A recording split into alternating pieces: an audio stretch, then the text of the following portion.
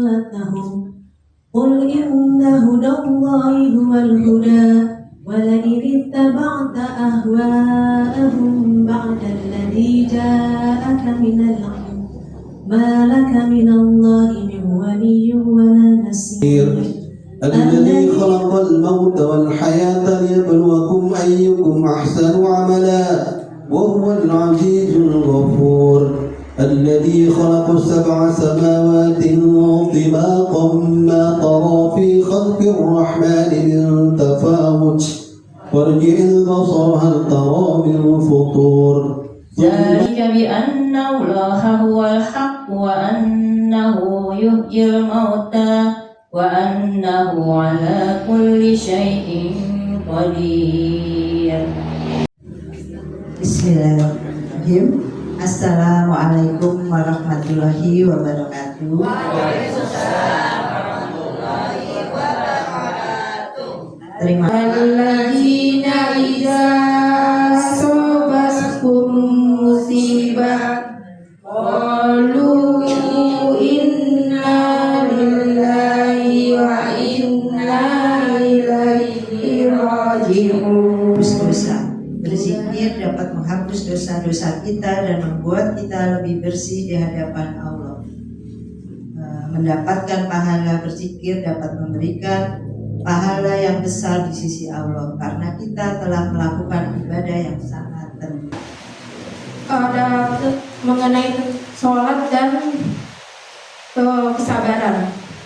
Sholat itu adalah kita itu merendahkan diri di hadapan Allah, dan sabar kita juga menunggu, tidak tergesa-gesa dan menahan diri jika kita waktu menerima cobaan, kita harus sabar. Allah tidak mati tetapi hidup, berarti bahwa mereka yang berjuang untuk kebenaran dan keadilan di jalan Allah tidak akan mengalami kematian yang sebenarnya. Meningkatkan kesadaran. Cobaan dan ujian dapat meningkatkan kesadaran kita akan keberadaan Allah dan kekuatannya.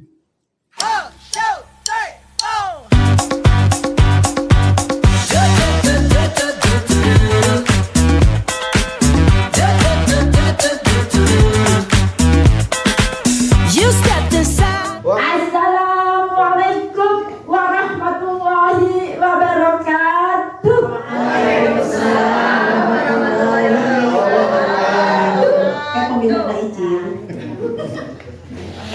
A'udzu billahi minasy syaithanir rajim. Bismillahirrahmanirrahim. Innal ladzina amanu wa 'amilus sholihati kanat lahum jannatul firdausi nuzula. Katakanlah, sekiranya lautan menjadi tinta untuk menulis kalimat-kalimat Tuhanku, sungguh habislah lautan itu sebelum habis ditulis kalimat-kalimat dari Tuhan. Meskipun kami datangkan tambahan sebanyak itu pula. Rabbi shrah li sadri wa yassir li amri wahlul 'uqdatam min lisani yafqahu qawli. Rabbana zidna ilma warzuqna al-fahma. Amin ya rabbal alamin. Bismillah. Saya akan memaknai daripada surah Al-Kahfi ayat 107 dan sampai 110. Di ayat 107 sudah sering kita dapati ayat-ayat yang serupa. Alladzina amanu wa 'amilus sholih. Maknanya, artinya orang yang beriman dan beramal sholih. Kenapa orang beriman harus beramal sholih? Kanat jannatul firdausi nuzulan. Orang beriman percaya adanya akhirat, dan akhirat itu ujung-ujungnya ada dua, surga dan neraka. Nah, orang-orang beriman ini ingin surga firdaus seperti yang Allah janjikan. Maka syaratnya adalah beramal soleh. Supaya mendapatkan surga Dan mereka menginginkan, kita menginginkan surga yang tertinggi, yaitu Jannatul Firdaus. Karena orang yang beriman percaya akhirat, maka mereka beramal soleh. Nah, motivasi beramal soleh itu ada dua macam.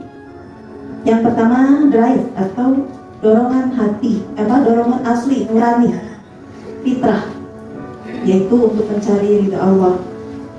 Contoh yang kedua, beramal karena motif atau keinginan hati, perasaan.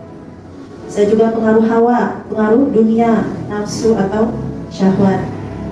Misal seperti kita mengaji setiap hari Selasa di Hubadi Pagaharu. Alhamdulillah datang dari segala penjuru, ada yang dari Depok, dari Cilandak, dari Cinere, Pasar Minggu. Saya dulu dari Purwakarta, ya kan? Omang. Insya Allah itu motifnya karena ingin mencari ridha Allah Subhanahu Wa Taala. Selain itu yang motif, ya wallahu alam, kalau di antara rumah ada yang niat lain, wallahu alam. Tapi kita insya Allah adalah niatnya untuk mencari ridha Allah, maka kita hadir ke Ubadita. Kemudian yang motif, contohnya ada seseorang yang mau menikah, bisa jadi karena hawa, karena syahwat, bisa jadi pun ada yang karena Allah untuk membina rumah tangga yang sakinah. Itu contoh daripada motivasi manusia berbuat amal. Insya Allah sebentar lagi kita akan masuki bulan Ramadan. Ayat ini juga menjadi motivasi untuk kita meningkatkan amal soleh, yaitu tujuannya supaya dicatat menjadi penghuni surga Firdaus. Karena beramal di bulan Ramadan ini adalah pahalanya dilipat gandakan. Misalkan mengerjakan amalan wajib, pahalanya 2 kali lipat. Mengerjakan amalan sunnah diberikan pahala amalan wajib, insya Allah.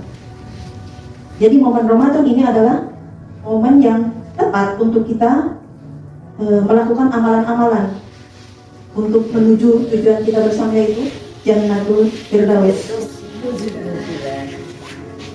Maka tingkatkan kualitas dan kualitas puasa, tadarus, tarawih dan sedekah kita untuk meraih derajat tersebut. Bagaimana surga yang ingin kita raih, sebegitulah kita harus beramal seperti itu. Sejauh itu, sebanyak itu. Sedikit di Nuzula di ayat yang ayat 107 tadi ada Nuzula. Di ayat ini artinya Nuzula itu adalah nazala, artinya turun dari atas ke bawah dari Allah Subhanahu Wa Taala, diturunkan ke bumi untuk makhluknya. Di sini bisa juga bermakna Allah menurunkan menjadi jamuan atau hidangan yang diturunkan Allah. Selain daripada Al-Quran, juga hidangan Allah di Ramadan ini ada berupa ampunan, keberkahan, pahala yang berlimpah, maghfirah, dan puncaknya pahala itu adalah surga Firdaus. Jadi ayat ini mengajarkan bahwa iman itu harus dibuktikan dengan tindakan atau amal.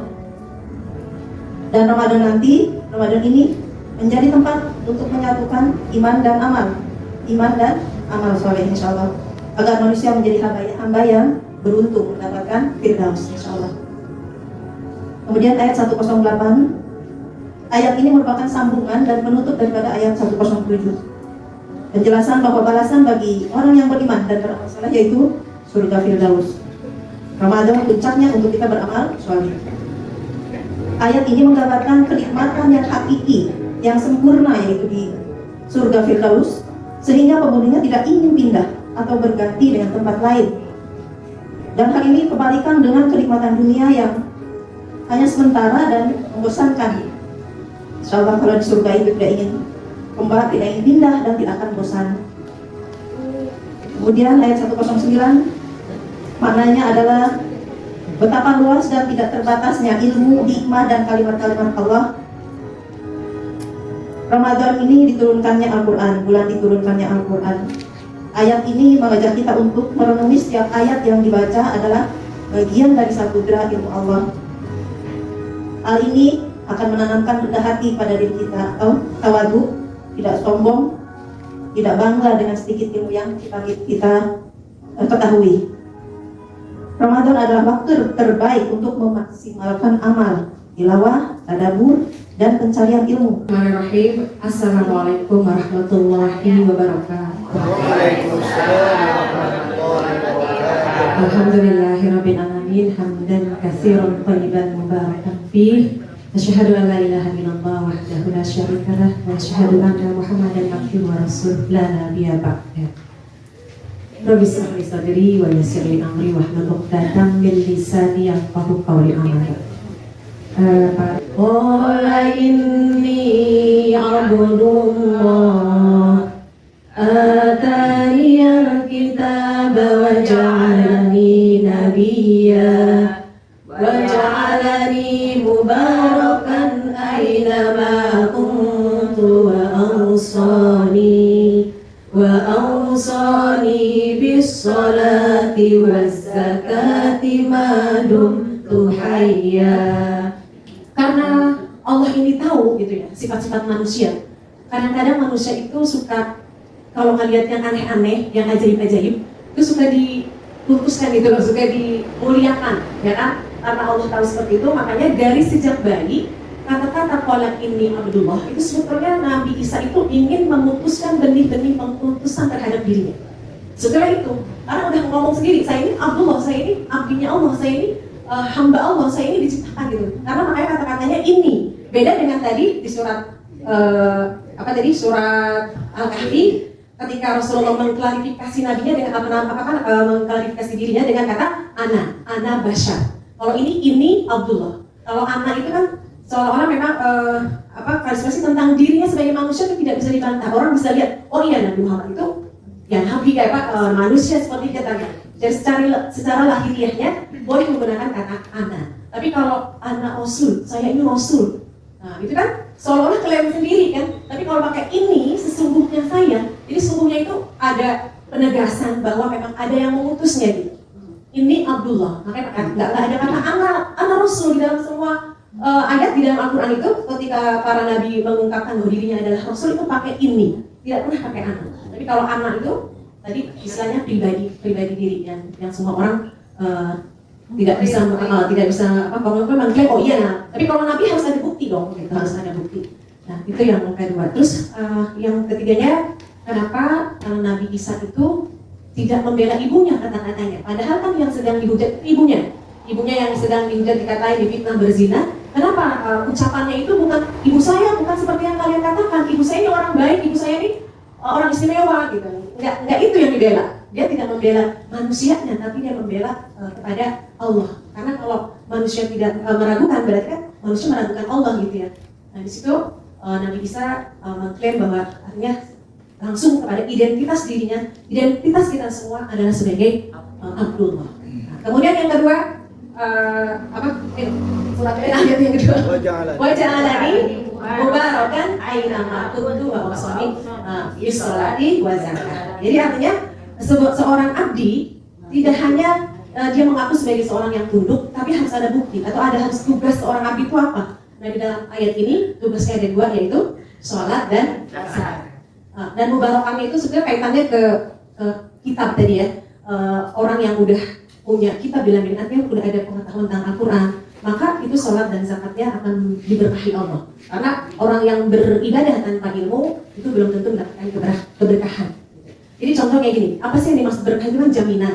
Jaminan itu garansi ya, yang di terminologinya jaminan akan kebaikan. Jadi gini, kalau hanya orang bisa baca Al-Quran misalnya, dia cuma membaca Al-Quran, baca aja setiap hari, tidak pernah mempelajari arti dan maknanya. Sementara kitabun anzalna ilaika mubarakan lihat ada baru ayatihi gitu kan di surat 38 ayat 29. Jadi kitab ini Al-Quran ini akan menjadi berkah, akan bisa menjamin kita kalau kita mentadaburi ayat-ayatnya. Kalau cuma sekedar baca misalnya, katakanlah oke, satu huruf 10 kebaikan, baca satu juz, dapatlah itu kalau mau dikaliin berapa tuh 10 kali gitu ya. Tapi abis baca Quran kemudian dia main ke tetangganya, gibah, bisa hilang nggak pahalanya?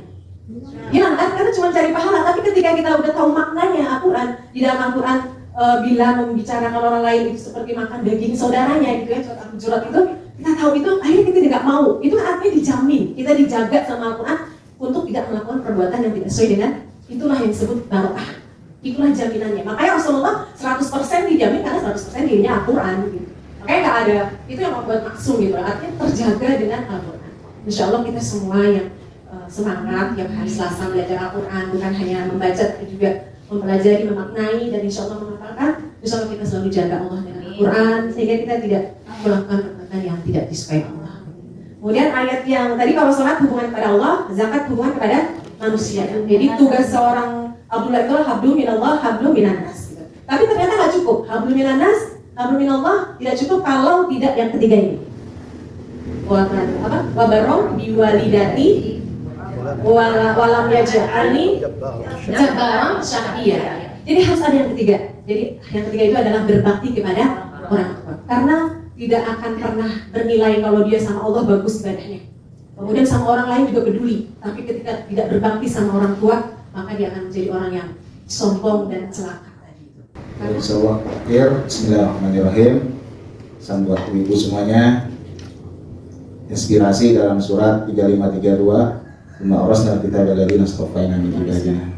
Bahwa orang puasa itu menyambut Ramadan ada 3 golongan. Satu, dia adalah shalimul nafsi. Shalimul nafsi. Dia enggak memanfaatkan Ramadan. Sama sekali dia sebenarnya enggak suka dengan Ramadan karena dia berhenti dari maksiatnya, dia berhenti makan-makan dan minumnya, bersenang-senang. Seperti dalam surat Muhammad, "Innalladzina kafaru yatamatta'una wa yaquluna kama yaquluna an-naru matwaru." Memang hidup mereka untuk makan-makan dan senang-senang. Mudah-mudahan bukan kita itu golongan yang pertama. Golongan yang kedua, nah ini mulai bahaya. Namanya mau siapa dia? Orang-orang yang begitu-begitu aja. Ramadan datang sudah puluhan kali, tapi kita tetap begitu-begitu aja. Nah, golongan yang ketiga, mudah-mudahan kita sabiqun bil khairat bismillah, adalah orang-orang yang punya mental untuk menjadi lebih baik. Selalu menjadi lebih baik, menjadi juara. Dari siapa? Bukan dari orang lain. Gak perlu untuk menjadi lebih baik dari orang lain. Saya mau seperti Abi Afifah, khatam 5 kali gitu kan, khatam 10 kali. Seperti Imam Syafi'i yang khatam 60 kali. Gak perlu. Camkan ini, kita hanya dituntut lebih baik daripada yang kemarin. Ya, hanya lebih baik daripada yang kemarin. Tahun kemarin kita ngapain Ramadan? Nah sekarang lebih baik aja. Cukup itu saja, kita akan menjadi orang sabiqun bil khairat bismillah. Intinya adalah apa? Orang sabiqun bil khairat, orang yang menyambut Ramadan dengan bahagia, itu punya target dalam ibadah. Jadi orang Islam itu wajib punya target, walaupun tidak tercapai dibandingkan tidak punya target sama sekali. Nah, saya sudah bagikan itu di grup tentang sedikit materi, ya tentu nggak dibahas semuanya. Ada satu hadis Rasulullah yang mengatakan seperti ini: "Raqima'an fu'aduhu, man dakhala 'alaihi Ramadan lam yughfar." Kita target Ramadan. Raqima'an, sungguh celaka orang-orang yang dia man dakhala 'alaihi Ramadan, dia masuk ke dalam bulan Ramadan namun tidak dapat ampunan Allah. Kalau ditanya apa target Ramadan itu, ya kan? Bukan banyaknya naskah di rumah, bukan baju baru, bukan angpau. Ya, itu dulu target-target kita mungkin seperti itu. Target kita adalah maghfirah Allah, dapat ampunan Allah. Nah, saya mau bicara tentang ada 3 hal yang penting. Dalam kitabnya unik sekali, Ibnu Hajar Asqalani dia mengatakan begini, ada beberapa ciri orang-orang yang dia itu mendapat ampunan Allah. Mendapatkan ampunan Allah. Yang pertama, la khafun 'alaihim wa la hum yahzanun. Apa maksudnya? Dia itu sedikit sekali sekarang merasa khawatir dengan dunia. Perkara dunia yang sedikit itu tidak masalah. Tapi perkara akhirat yang banyak dia serasa sedikit. Perkara dunia yang sedikit dia merasa banyak. Apa maksudnya? Perkara dunia yang sedikit dia merasa banyak. Artinya apa? Dia merasa bersyukur, kenapa? Tapi perkara akhirat yang banyak dia merasa sedikit. Dia sudah banyak berinfak, dia banyak sudah baca Quran, dia tahajud banyak, tapi dia merasa sedikit. Itu tanda Allah sedang mengampuni dirinya. Luar biasa ya. Jadi dia khawatir tentang akhiratnya dan tidak khawatir tentang urusan dunia. Jadi perkara dunia yang sedikit terasa banyak, perkara akhirat yang banyak dia merasa sedikit. Ada nggak dalam hati kita kira-kira? Mudah-mudahan ada, karena kalau itu ada berarti kita sudah diampuni sama Allah. Yang kedua, Dikatakan adalah adanya satu lingkungan yang baru, circle yang baru. Circle apa maksudnya? Circle itu lingkungan yang baru, akhirnya membuat dia lebih taat kepada Allah. Di dalam surat 17:45 Allah mengatakan begini, wa idza qara'tal qur'ana yaj'alu bainaka wa bainal ladzina la yu'minuna bil akhir hijaban mastura. Apabila engkau sudah baca Quran, maka kami akan berikan atau adakan satu dinding pemisah antara kamu dengan orang-orang yang tidak beriman kepada hari akhirat. Jadi wajar kalau kita itu sudah mengaji, baca Quran, dekat sama Allah, kemudian Allah itu ambil kita, Allah tempatkan dalam satu wadah, satu tempat, ya kan, dipisahkan dari teman-teman kita yang dulu. Akhirnya punya teman-teman yang baru, yang lebih baik, yang lebih soleh, yang lebih beriman kepada Allah. Contohnya Bang Upi, ya kan, mulai bergabung kemarin, ya kan, amin. Ya, mulai bergabung bersama kita, ya kan. Maka insya Allah Allah ambil dia hijaban mastura. Allah ciptakan tembok yang tak terlihat yang memisahkan dia dengan teman-teman dulu yang mungkin kurang beriman. Seperti itu. Jadi kalau ada teman-teman kita kok agak jauh ya, yang dulu-dulu yang suka misalkan gosip, yang suka apa, ya kan, nah nggak usah gelisah. Berarti Allah sedang mengampuni kita. Yang ketiga sudah dibahas tadi, jaga lisan. Orang yang tobatnya diampuni Allah itu dia sudah diampuni Allah, itu lisannya terjaga. Ngomongnya nggak sembarangan lagi, ya ngomongannya nggak sembarangan lagi. Rasulullah mengatakan apa?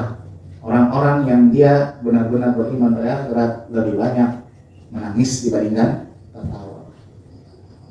Menangis dibandingkan tertawa. Jadi kita tertawa-tawa, it's okay, nggak masalah, bahagia. Tapi saya tahu kok ibu-ibu kalau malam pada menangis semua. Betul? Nggak tahu juga ya. Kalau sekarang pura-pura bahagia, Bang. Oh sekarang pura-pura bahagia? Oh ini berarti belum bahagia, masih pura-pura. Oh berarti menangis. Oh gitu. Ya, bahagia di wajah, menangis di hati. Jangan ya, jadi lisan dijaga. Nah 3 perkara itu kata Syekh Hajar Al-Asqalani menjadi salah satu ciri dari orang-orang yang diampuni sama Allah. Urusan dunia dia tidak terlalu khawatir, sedikitnya urusan dunia terasa banyak, banyaknya urusan akhirat terasa sedikit. Yang kedua, Allah jaga dia dari lingkungan yang buruk, dimasukkan ke dalam lingkungan yang baik. Yang ketiga, orang-orang yang jaga lisannya. Insya Allah Ramadan sudah dekat, ya. Oleh sebab itu, ya sama-sama kita punya target dalam ibadah. Nggak perlu yang hebat kita ukur dengan orang lain, ukur diri kita yang tahun lalu. Ya, yang tahun lalu bagaimana? Sedikit lebih baik saja. Insya Allah itu sudah sabiqun bil khairat. Doanya keren banget setiap sholat, ya kan, Allahumma barik lana fi Rajab wa Sya'ban wa balikna Ramadan. Begitu dia masuk Ramadan, man dakhala alaihi Ramadan lam yukfarlah. Dia keluarnya tak diampuni sama Allah. Maka tanda orang yang Ramadannya benar, 3 hal itu tadi ada. Sama dunia tidak terlalu khawatir lagi, lingkungannya lebih baik, mulutnya jauh lebih bagus dalam lisan. Demikian yang saya sampaikan, mohon maaf atas kekurangan. Semoga kita semua dimasukkan Allah ke dalam bulan Ramadan, memasukinya dengan penuh syukur, memasukinya dengan semangat ibadah, memasukinya dan keluar kemudian diampuni oleh Allah. Amin amin ya rabbal alamin. Assalamualaikum warahmatullahi wabarakatuh.